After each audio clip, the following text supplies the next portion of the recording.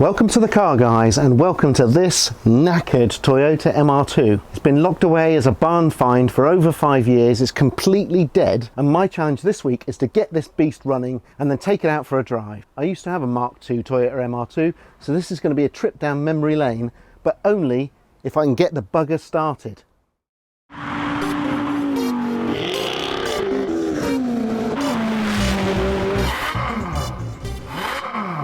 I'm on my way to deepest, darkest Wiltshire to hopefully resurrect and drive a Mark II Toyota MR2. Why on earth am I going to do that? Well, I did used to own a Mark II MR2. I think it'll be a bit of a challenge, and I like a challenge. It'd be something different for you because you don't want supercars and hypercars all the time, do you? Do you? I'm going to drive it back to the Car Guys HQ. I'm going to give you my thoughts on it. It'll be a trip down memory lane. What we know about this car is it's a bit of a barn find, so it's relatively low mileage. It's been laid up for at least 5 years. It's going to be quite a resurrecting job to get this thing going. I brought the tyre compressor, oil, dust rags, and we're probably going to have to get a battery as well. There is no guarantee that this car is going to start or get going at all. It could be welded to the spot, but that's what makes it so exciting, isn't it? So let's just get there and check out this car. So here it is. I'm outside the house with the MR2 in it. It's sat here, rather sadly, under a tarpaulin. So what we're going to do is whip off the tarpaulin, see what shape the car's in. Got no idea. I suspect it's got flat tyres. I suspect the battery's dead. It's probably full of cobwebs. There might be some rust. Who knows? Let's see what state this car's in. The big reveal.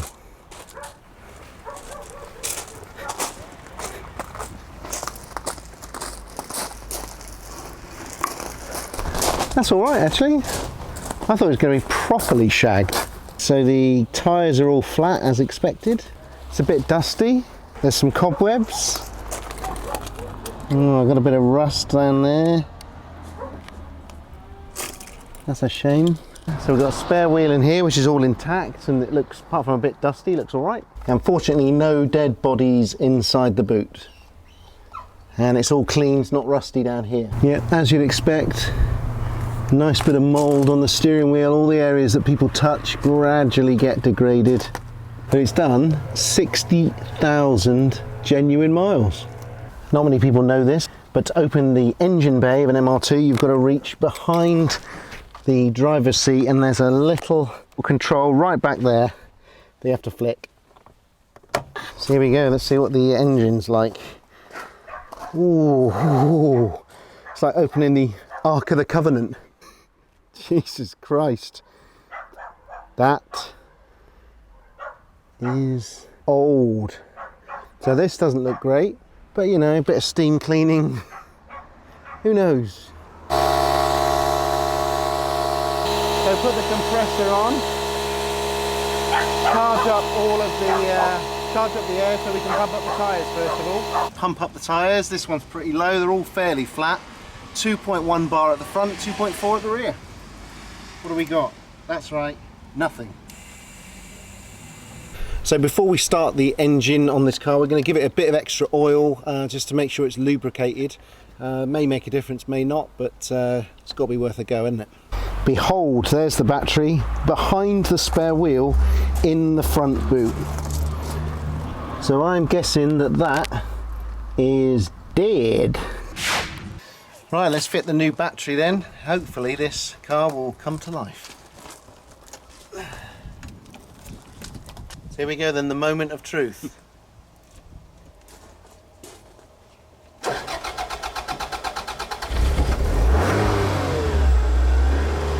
Yes! It lives! It lives! They really built these things, didn't they? It's a 200-year-old Volkswagen. They really built these things, didn't they? I can scarcely believe it, but we've managed to raise the Titanic. The MR2 lives. Look, it's running sweet. It's even got half a tank of petrol in it. Radio still works. There's some old bastard carrying a spare tyre.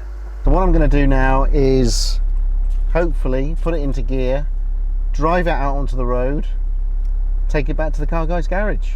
So this is it, the first journey in the MR2. The engine just revs and idles really sweetly. You can hear the brakes are rubbing slightly, so you can hear a sort of metallic sound, the sort of thing that would happen if you had two bits of metal slightly rubbing together.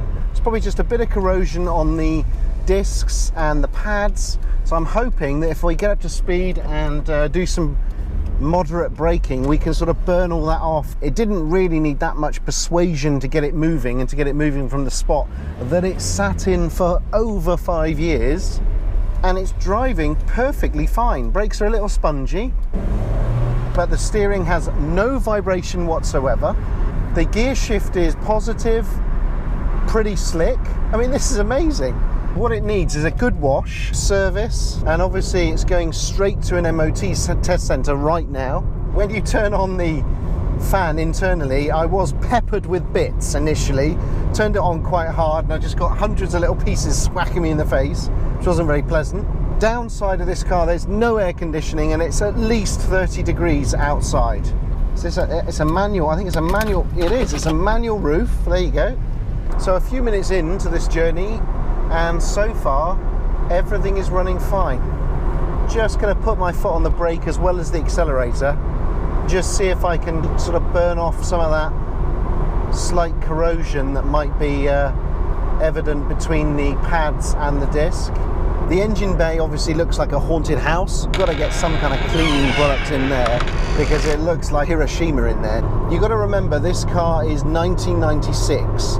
Why do I care about saving an old Toyota? Well, it's because I used to have one of these cars. I used to have a Mark II MR2, and I've got nothing but fond memories of it. It revved with gusto, it was very comfortable, and everything worked.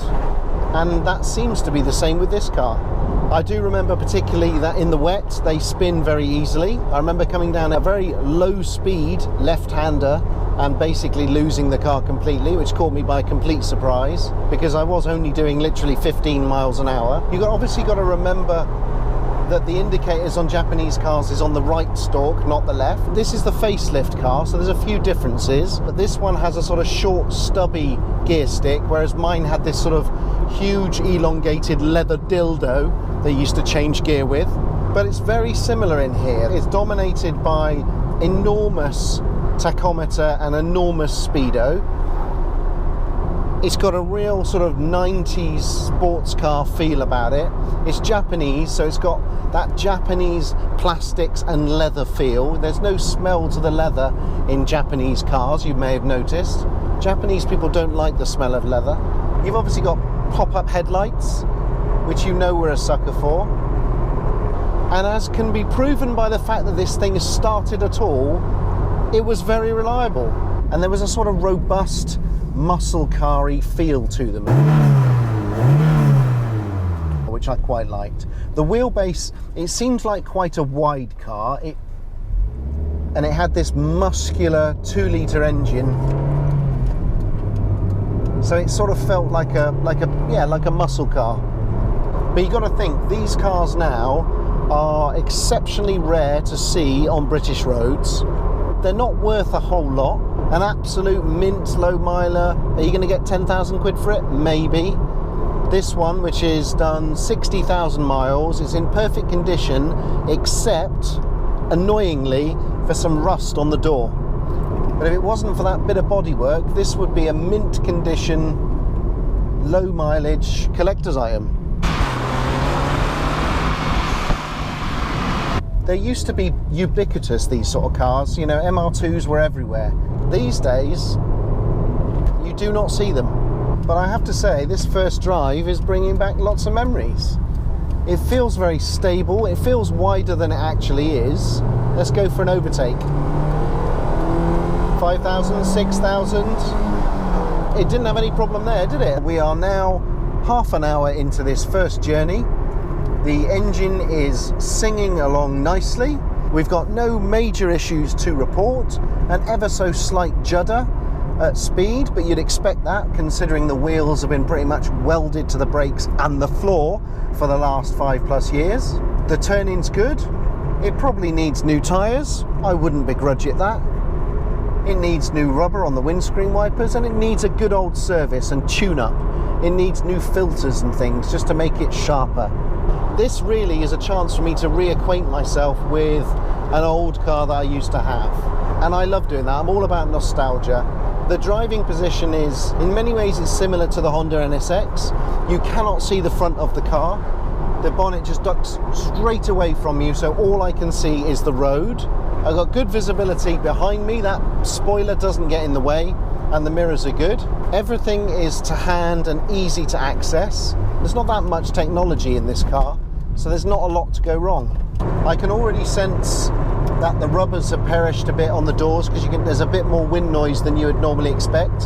I'm not a huge fan of the particular colour blue that this car is in. I was always more of a fan of the silver with the black roof, just like my NSX, and I preferred the dark blue, which is the one that I had. This one to me was a bit more of a girly blue, and that's nothing wrong with that if you are a girl. If you're driving a small two-seater Japanese sports car, you want to do everything you can to dispel the myth that you may work with cutting people's hair. I had a friend who had a Mark I MR2, and I think those are the more highly sought after collector's cars right now. I don't think there's a huge amount of love, even though this is the prettiest shape. If you can get a mint condition Mark I MR2, I think you are winning at life. Wedgy shape, really small, short stubby gearbox, all the paintwork faded instantly, but it was a great thing. In many cases, this one disappointed fans of the original MR2 because it was a lot bigger. And although the swoopy shape meant a higher top speed, people felt that the MR2 had really lost its way, it had lost that original ethos, and had become far too big and bloated. And in many ways, they're right. They are very, very different cars. I don't think people who love Mark Is are also fans of the Mark II. You're one or the other. But because I had one of these, I've obviously got a bit more affinity with the Mark II. I remember at the time it was this, it was the Nissan 200SX, it was the Mitsubishi 3000 GT, which is called the GTO, I think, in America, the Nissan 300ZX, that huge turbocharged monster, and then the Honda NSX. So, I mean, it was a golden age, really, of Japanese sports cars, but this MR2, the Mark II, was never highly favoured by car journalists. It was not a huge success, but it is a great car. I'm quite intrigued to see what Jason will think about it. I think the first thing he'll say is something disparaging about the colour and hairdressers and Essex probably. But there will be an episode on that coming soon when we give this a full shakedown. Okay, we've got the MR2 out on some twisty country roads, lovely sweeping right hand bend, depression, up onto a high, front end goes light. It's keeping up with this Boxster T ahead of me, I tell you. He's not getting away. I mean, it's still good. It's still got it, this car. It really does. It's got real charm to it. Let's give it some beats. Here we go, down to second. Road ahead is clear. 3,500 revs in second. Foot down, 4, 5, 6, 7, red line, up to third. Yep, it's coping with it well. Into fourth. Yeah, you see? This car's 23 years old. I'm really glad I saved this car because every time I passed by and saw it, it just looked so sad. And now it's doing what it was built to do, which is attack some country roads. So we're nearing Journey's End now. Almost back at the Car Guys garage. And this has been quite a magical journey, really. I mean, the fact that this thing started at all is a miracle. The fact that I was able to breathe life into it, and the fact that it's run faultlessly all the way. Temperature's right in the middle, there's no issues, no warning lights whatsoever. We also need some fuel. I bet this car never expected that last half tank of fuel to actually be burnt in anger. I bet it thought it would just sadly evaporate away over years of neglect. But no, it's been burnt having a bloody good time.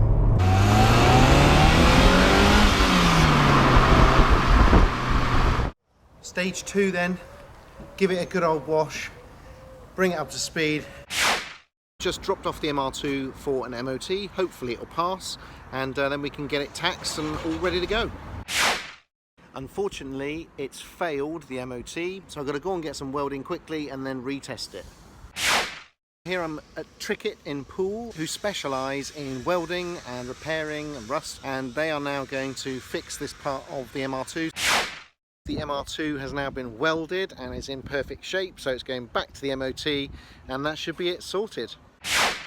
Good news, MR2 fans, it's passed. That's right, it's passed. So that's the car now in perfect working order. It's time to have some fun with it. Thanks for watching the video, guys. Hope you enjoyed this resurrection of a Mark II Toyota MR2. I appreciate it's not the normal content that you see on The Car Guys, but hey, you wanted more affordable cars, and what you love about The Car Guys, you tell us, is our love of all cars, not just supercars. So here we are in something far more affordable, and actually something that means something to us personally. Please subscribe if you like the channel and what we're doing. It helps us make more videos. Please leave comments to this video. Leave comments to all the videos. You'll notice we read them all and we respond to many of them. There'll be another Car Guys episode along very soon.